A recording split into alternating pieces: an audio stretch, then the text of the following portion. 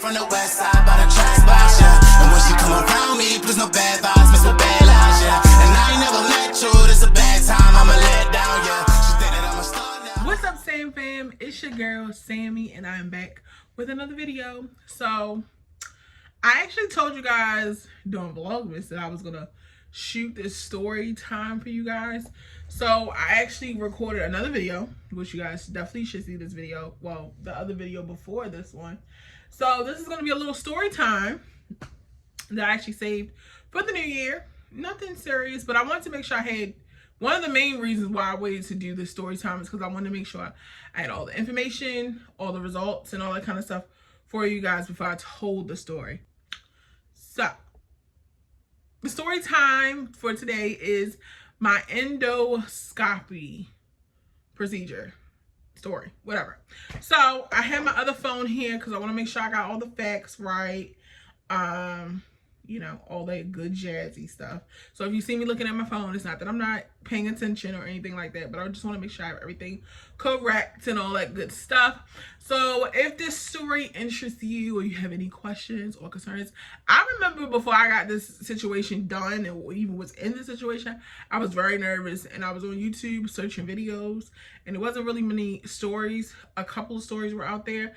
So I was like, maybe I'll tell a story time, and you know, we have a good time over this side. So I was like, I'm gonna make the story fun and as well as very informational, and hopefully I can make some people feel a lot better like I was looking for. Okay, so make sure you guys subscribe to the channel, comment, like, and share, and also turn your bell notifications so you post it every time I post. That's another thing you guys gotta do.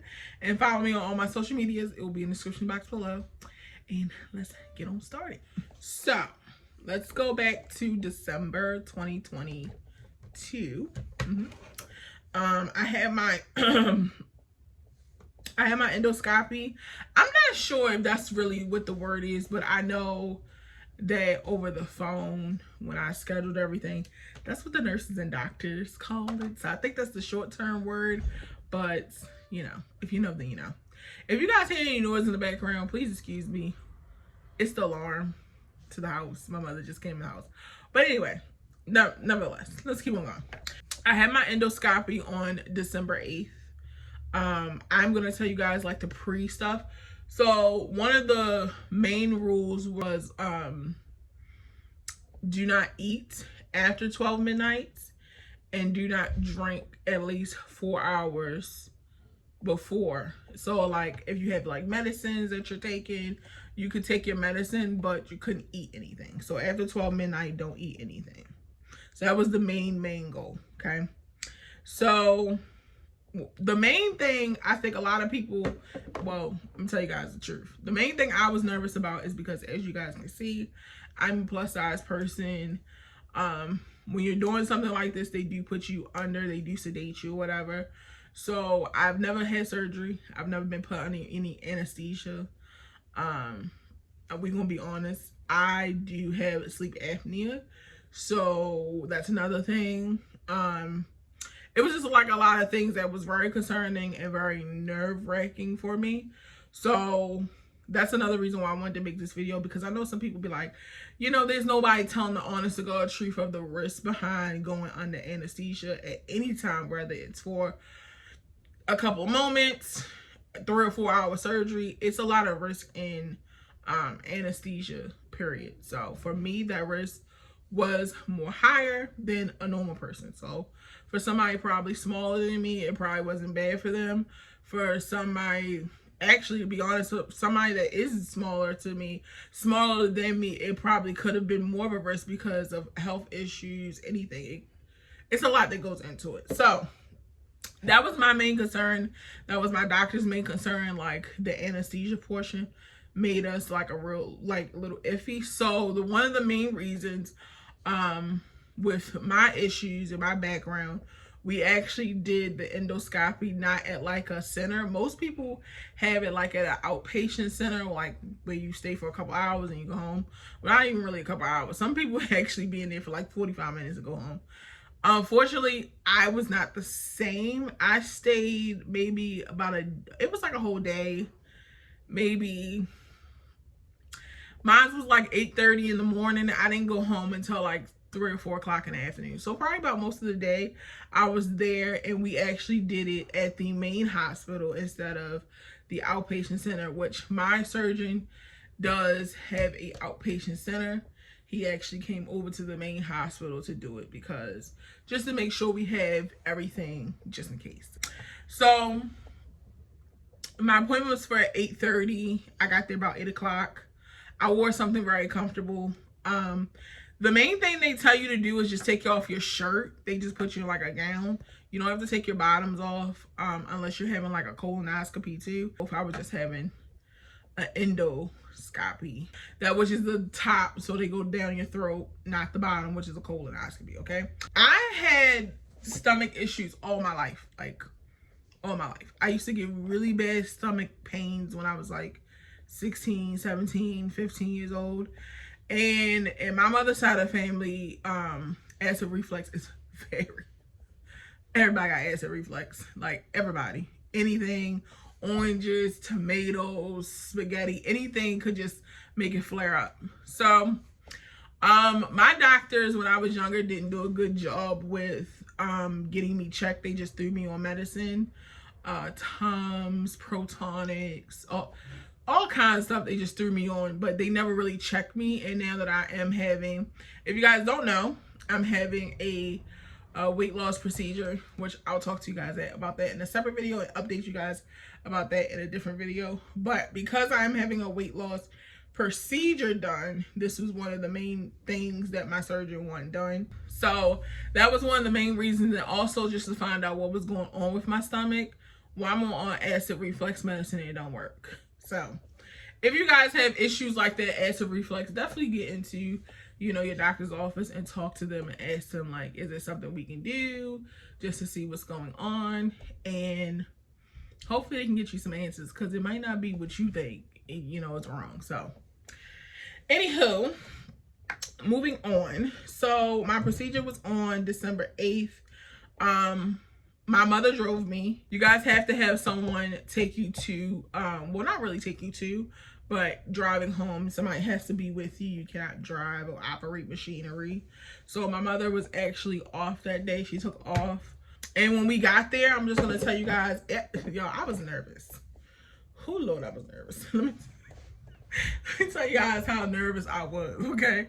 So I literally text my husband because he was at work the night before, and he wasn't even off yet. So I text him and I text my Faithy, and I was just like, listen, I love y'all. And you know, I was saying my goodbyes, like, this is it. Like, I know it's gonna happen. Like, it's it. That's how nervous I was, okay? I even told my mother, like, this is the life insurance policy information. Like, I was really like preparing, like, because, you know, most people my size and all that kind of stuff, the risk, I was just nervous, okay? So we skip to when we get there, the first anesthesiologist came out, and she was like, well, we're not going to fully sedate you because you are overweight. It's no secret. You know, we're going to be very honest and very transparent. And I was very happy about that, because I would rather for somebody to be straight, blatantly honest versus tell me a lie to make me feel good. Don't do that, okay? So she was like, I don't think I want to put you completely under. We might sedate you a little bit where you're comfortable, but just bringing you back out might be a little bit harder. So we don't really want to do that. And when she was talking to me and my mother, she didn't really sound very confident in her position. So I don't know, God was with me or something, because literally, when she came out, she didn't make me feel comfortable at all. So when they took me back, about maybe 10 minutes, they was like, I had two nurses. They were really, really sweet.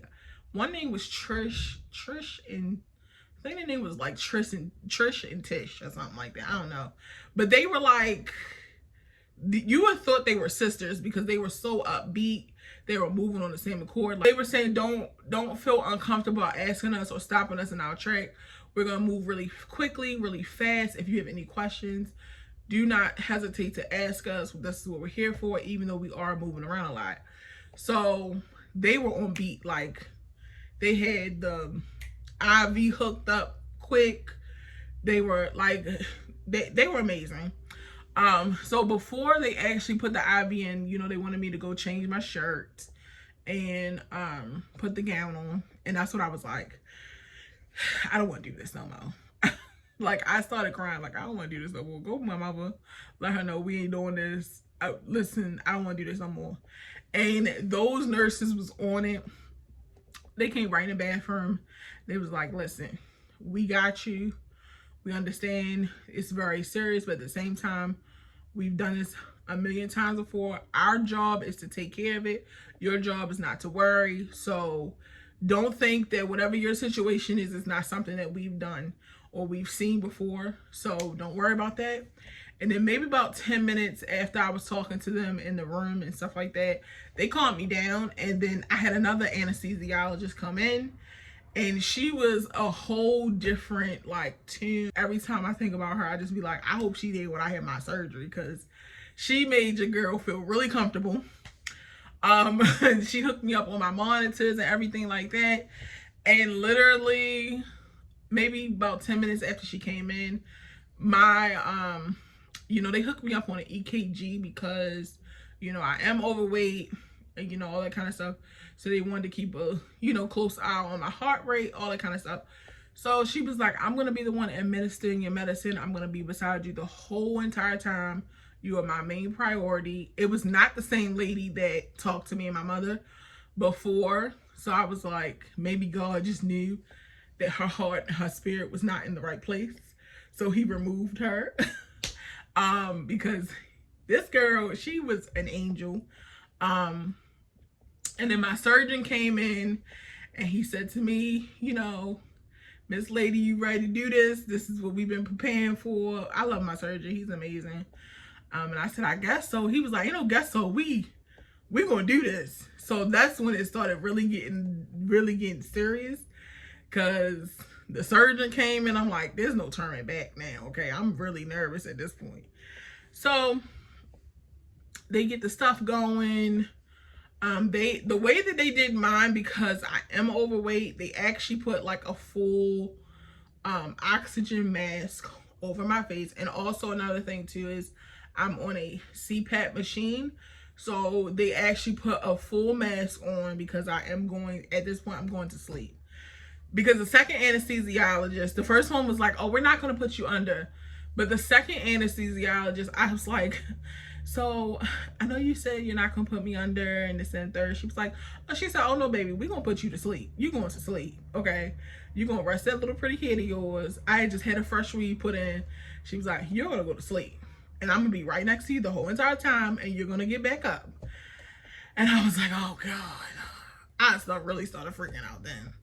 So she was like, I got a mask for you, an oxygen mask that's going to put on, you know, it's going to put enough pressure into those lungs where so your airways are going to be fully opened up. And if anything happens, I'm sitting right here. I have nurses on standby, you know, all that kind of stuff. So she basically did her job like A1, like A1. Now it's like time for the procedure. They put the oxygen mask on, and then inside of the oxygen mask, there's air like blowing through my nose, and there's like a cutout in the mouth part. They put like this green, well, before they put the green thing in, they made me gargle like some lidocaine. And instead of spitting it out, they made me swallow it. It was not the best feeling ever. And then they put like this green little thing in my mouth because that was going to hold my mouth open so that the camera tube can go down. And that's when my mouth, like, my heart rate really started like going. And my surgeon was like, why is her heart rate so fast? And the nurses, they were like, she came in like that. She's a little nervous. She, you know, I'm like, oh my God, y'all. I just knew I was going out. It's not funny, but it's funny. I laugh about it now because I was like, I just knew I'm getting ready to go see my father. Like, it's over. So he was like, why is her heart rate beating so fast? They was like, she came in like that. She's just a little nervous. And the anesthesiologist, this is like the two things I remember before going completely cold out. The anesthesiologist, when she heard that heart rate jumping like that, she came right up top of the pillow and she was rubbing my head. She was like, "You're all right, baby girl. You're gonna be just fine. Relax. You're fine." And oh, matter of fact, before they even put the stuff in my mouth, I'd asked her, because my concern was if I was gonna be a little sedated or woke, if I was gonna, then this might be a little TMI. The first thing I asked was, am I gonna throw up on myself? That was the first thing I asked. And she was like, "Well, you didn't eat after 12 midnight. I was like, "No." She was like, "But still, it's a little iffy." She was like, just to make sure, because I know you're expressing to me, I don't want to throw up on myself. Like, I don't want to do that. I'm too pretty for that. She actually gave me some nausea medicine first before putting in the medicine for the anesthesia. So she put that in first, and then right when my heart rate started jumping, like, all right, this is for real. It's like jumping off a cliff. Like, it's time to do it. She was rubbing my head and she was whispering in my ear, and she was keeping me relaxed. Like, she was amazing. And then she was like, matter of fact, she didn't even tell me when she was doing it, but I knew she had done it because everything in the room just started moving like this. I was like, oh my God. It was so weird, yo. Like, it was really weird. I was like, oh, no. It was like almost like, I don't know what it felt like. It was like almost like something happening and you're trying to fight it or not trying to let go. It was almost like, no, I don't want to do this. Like, that is like the way I can explain it. My main message to you guys is, don't try to fight it. Let go. Let it go. Just Jesus take the wheel, because he gonna take it. Like, at the end of the day, that's what's gonna happen. Don't try to fight it. Don't try to fight yourself, because it actually makes you more exhausted and more tired because you're trying to fight it. And my doctor knew I was really nervous, because when I started seeing, I was like, I had the mask over my face and I could see him because he was on this side of the bed and the anesthesiologist was on this side, and she was rubbing my head. And I was trying to fight it. I actually took my hand and grabbed the side of the bed, like, hold up, where are we going? Like, and he grabbed my hand and he was like, "It's all right." You know, he said he called me by my last name, Miss, you know, whatever. And he was like, "It's all right." He grabbed my hand, and then that was it. That was the last thing I remember. I just remember my anesthesiologist rubbing my head, talking to me. My doctor grabbed my hand. He was like, "It's fine. Go ahead and let go. You're all right." And that was it. The next thing I remember, waking up, being rolled into the recovery room, and I had like a gush burst of air, just like, it was powerful, blowing into my nose and in my mouth with an oxygen mask.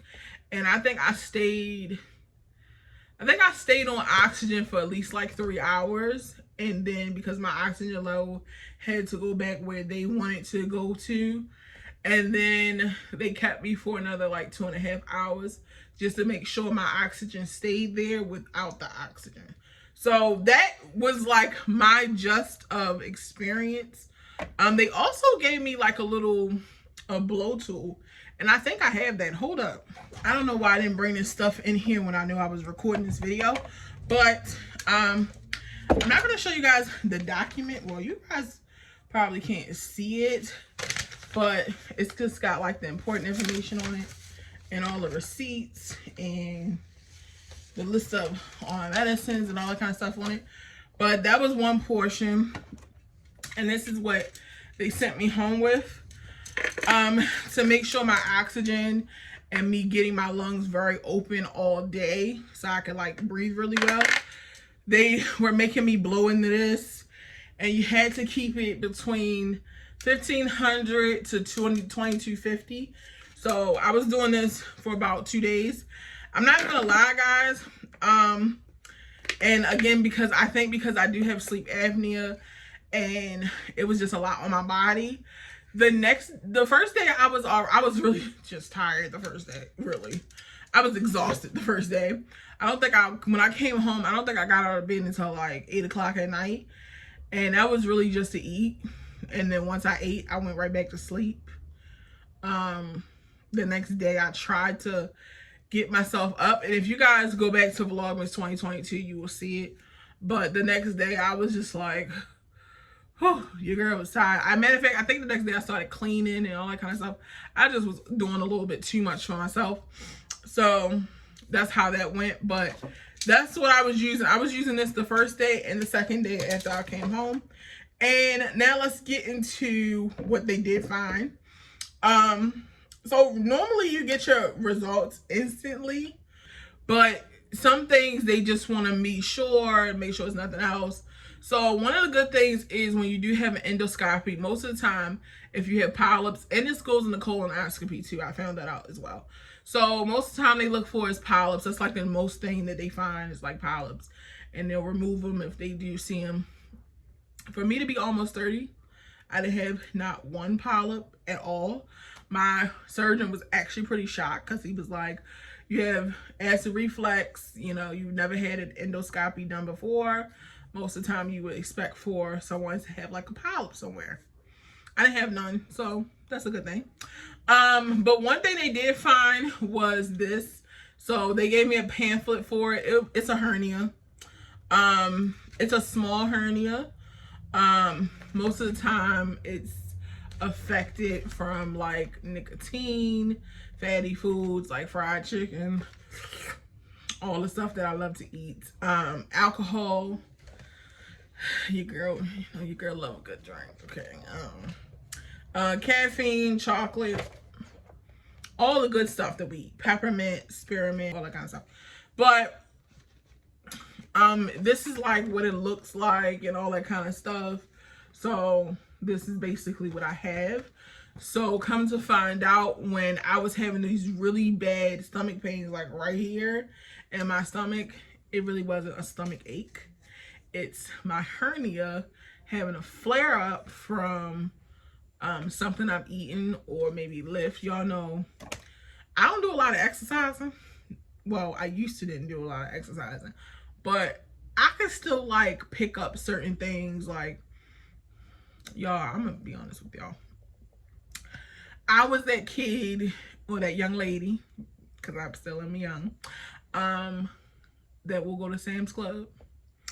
And this is even with a husband, because sometimes he don't go to the store with me. But I'm that kind of person that don't want to be doted on. And I will go to Sam's Club and go pick up 5 or 6 cases of water, put it in the trunk, bring it in the house. Matt be like, why would you do that? I just be like, you know, I wasn't doing nothing, so I was doing something.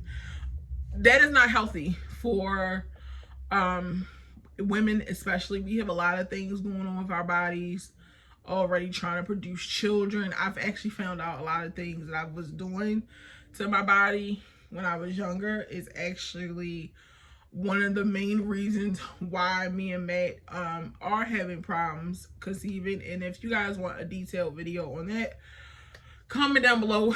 I have no problem with discussing my fertility or conceiving journey.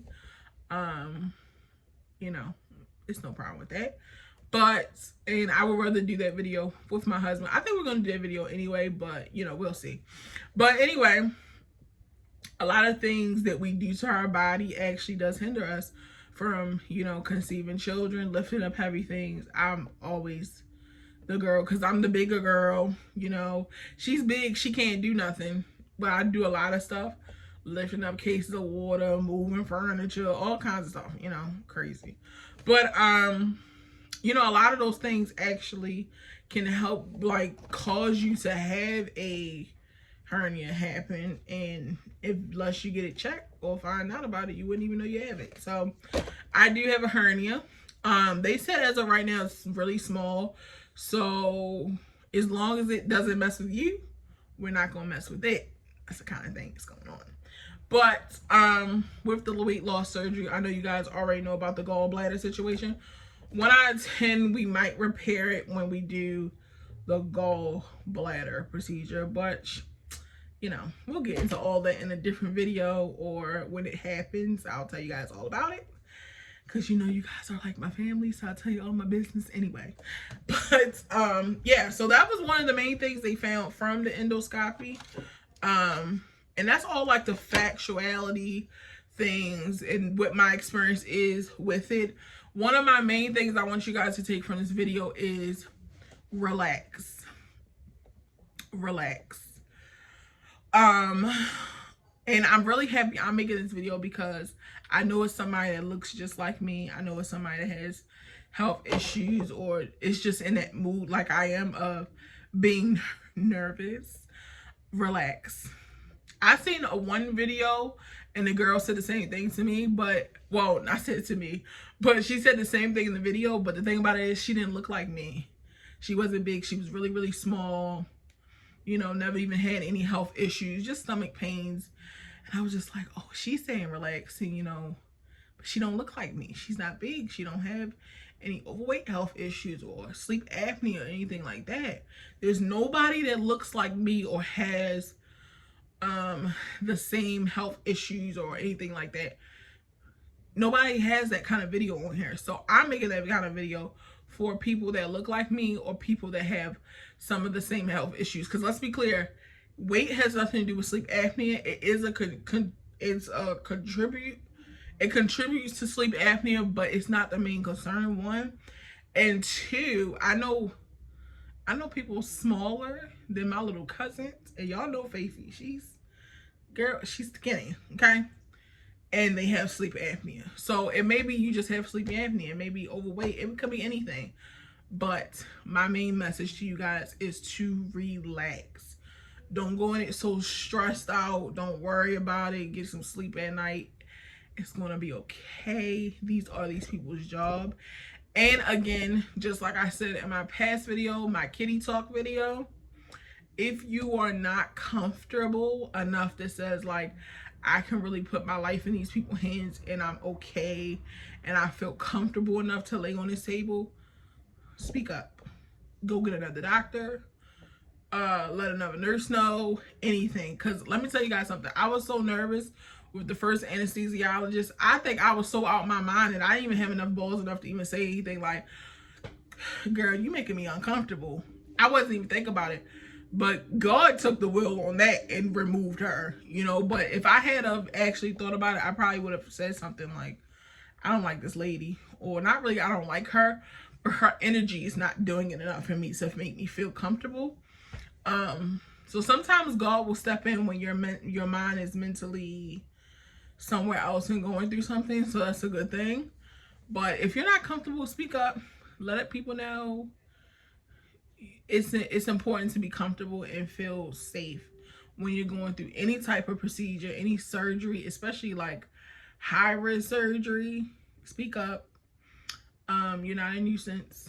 Don't let nobody claim you are or anything like that. You're not a nuisance. And just make yourself comfortable enough so you can come home to your family and stuff like that. So that's my main message. Relax. It's okay. Just breathe. We gonna get through it. Okay? All right, guys. So without further ado, I think that is the end of my endoscopy story. I hope you guys enjoyed it. I hope you guys got some information or some laughs or just a good story time about my experience. Make sure you guys comment down below and smash the like button and subscribe to the channel. Turn on that bell notification so you'll be posted every time I post. 2023 is off to a good start for me as of right now. I hope you guys are having a good new year so far. You know, we can only pray for good things. Make sure you guys follow me on my social media. It will be in the description box below at TheOfficialSammiLee. It is the only Instagram of mine. If you guys see any other Instagram, don't go for it. The hackers. Make sure you guys subscribe to the channel, and as always, follow Maddie on his TikTok because he be TikToking. And yeah, I think that's it. I love you guys so much. This is actually my second video I recorded today, so your girl is tired and I worked my 9 to 5. So your girl is gonna take this face off and get comfortable, and I will see you guys in my next video. I love you guys.